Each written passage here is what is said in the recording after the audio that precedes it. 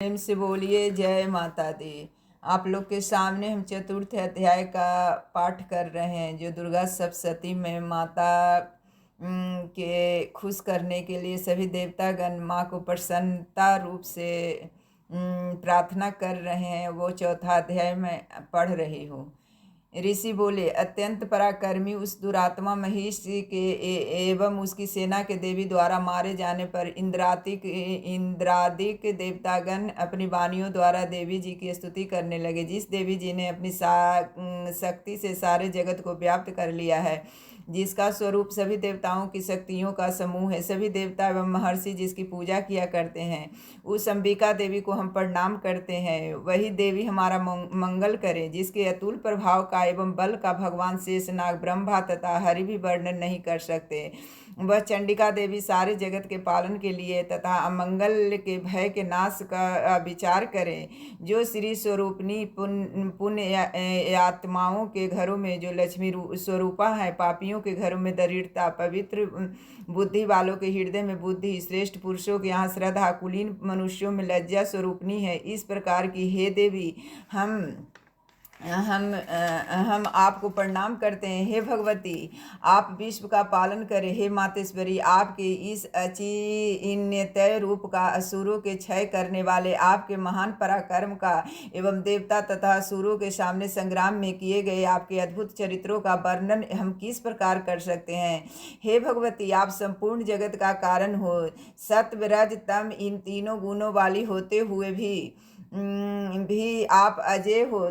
दोषों के कारण हम लोग आपको जान ही नहीं सकते। हम तो क्या, विष्णु शिव आदि भी आपका पार नहीं पा सकते। आप सबकी आश्रय हो एवं आप अघा अव्याकृता परा प्रकृति हो। हे देवी जी, सभी यज्ञों में जिसके उच्चारण करने से भी देवता तृप्त होते हैं, वह स्वाहा एवं पितरों को तृप्त करने वाली स्वधा आप हो। मोक्ष का कारण, अचिन्त्यय महाव्रत स्वरूप हो और संपूर्ण दोषों से रहित सभी इंद्रियों को बस में करने वाले हो। तत्व को ही सार जानने वाली मोक्षार्थी मुनिजन जिसका अभ्यास करते हैं, वह भगवती परा विद्या आप हो। आप शब्द स्वरूपा हो। परम पवित्र ऋग्वेद, यजुर्वेद एवं मनोहर उद्गीत के पदों के पाठ से युक्त समावेद की आप आधार हो। वेद त्रयी देवी हो। 6 ऐश्वर्यों से संपन्न आप भगवती हो।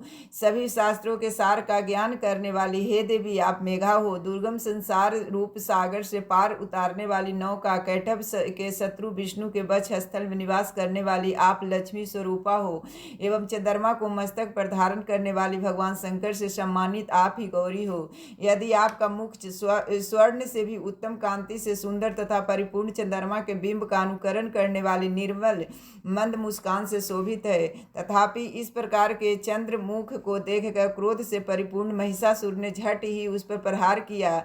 यह एक अद्भुत बात है। उससे भी जीव अतीत अद्भुत एवं विचित्र बात यह है कि जब वही मुख क्रोध से युक्त हो उदय होते हुए चंद्रमा की भांति लाल लाल था तनी हुई भौएं अति विकराल थी। ऐसा देखकर महिषासुर ने अपने प्राण तुरंत नहीं छोड़ दिए। भला कौन होगा जो क्रोधी यमराज को देखकर भी जीवित रह सके। हे देवी जी, आप प्रसन्न हो। आपकी प्रसन्नता से जगत का अभ्युदय होता है और क्रोध में भर जाने से आप तत्काल ही कितने कुलों का नाश कर डालते हैं। सर्वदा उन्नति दाता देवी जी, आप जिन पर प्रसन्न होती हैं वे ही देशों में सम्मानित होकर धन तथा यश पाते हैं और उनका धर्म भी शिथिल नहीं होता। आपकी कृपा द्वारा ही पुण्यात्मा पुरुष धर्म संबंधी कार्य प्रतिदिन किया करते हैं।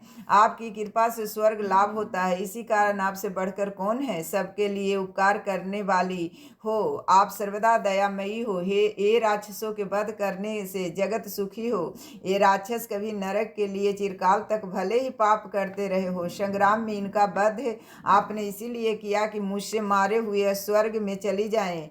यही मन में रखकर हे देवी जी, आपने असुरों को केवल देखने मात्र से भस्म नहीं कर शत्रुओं पर शस्त्रों का प्रहार क्यों कर दिया। इसका भी कारण होकर वह उत्तम लोक में मर कर पहुँचे। इस प्रकार आपके यह विचार अति उत्तम है। आपका शील स्वभाव दुराचारियों के दुष्ट स्वभाव को निर्मित करने वाला है और आपका रूप अचिन्त्यय है, उसकी अन्य किसी के साथ तुलना नहीं हो सकती। आपका पराक्रम तो देवताओं का पराक्रम को नाश करने वाली, दैत्यों को नाश करने वाला है। इसी प्रकार आप शत्रुओं पर भी दया किया करती हो। आपके पराक्रम की तुलना हे देवी किसके साथ हो सकती है? और आपके रूप भी तो मनोहर, परम मनोहर है, परंतु शत्रुओं को भयदायक है। हृदय में कृपा एवं युद्ध में निष्ठुरता त्रिलोक भर में केवल आप में ही दिखाई देती है।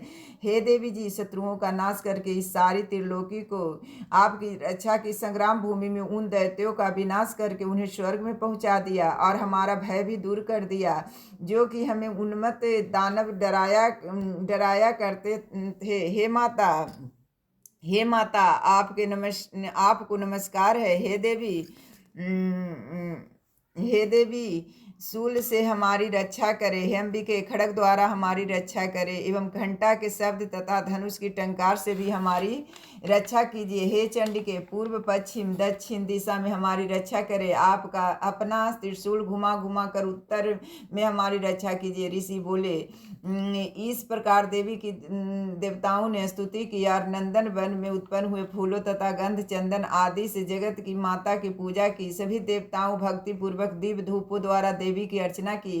तब देवी प्रसन्न मुख होकर उन देवताओं से बोली, हे सभी देवताओं, अपनी अभिलाषा अनुसार आप सब हमसे वर मांगे। देवता बोले, हे भगवती, आपने तो हमारी सभी कामनाएं पूरी कर दी, कुछ भी बाकी नहीं है। हमारे इस महिषासुर शत्रु का आपने वध कर दिया, फिर भी यदि प्रसन्नता पूर्वक हमें वर देना चाहती हैं तो हे माता, यह वर दीजिए। जब जब भी हम आपका स्मरण करें तब तब हमारी बड़ी बड़ी आपत्तियों को दूर करें। हे प्रसन्न बदने मातेश्वरी, जो भी मनुष्य इन स्तुतियों द्वारा आपकी स्तुति करे उसे वित्त रिद्धि विभव दीजिए। हे अंबिके, हम पर सदा प्रसन्न रहिए। ऋषि बोले, हे राजन, जब देवताओं ने अपने तथा जगत के कारण के लिए इस प्रकार वर मांगा तब उन्हें तथास्तु कहकर भद्रकाली अंतर्ध्यान हो गई।